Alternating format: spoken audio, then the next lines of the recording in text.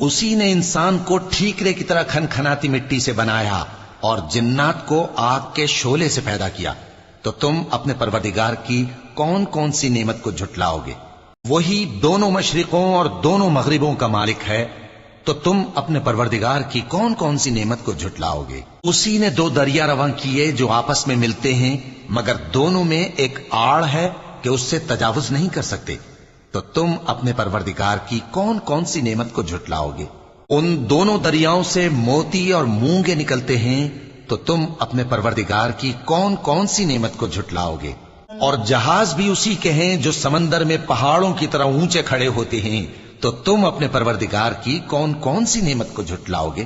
جو مخلوق زمین پر ہے سب کو فنا ہونا ہے، اور تمہارے پروردگار ہی کی ذات جو صاحب جلال و کرم ہے باقی رہے گی، تو تم اپنے پروردگار کی کون کون سی نعمت کو جھٹلاؤ گے؟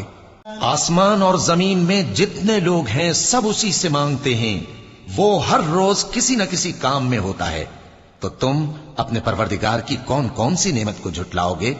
اے دونوں جماعتوں، ہم ان قریب تمہاری طرف متوجہ ہوتے ہیں، تو تم اپنے پروردگار کی کون کون سی نعمت کو جھٹلاؤ گے؟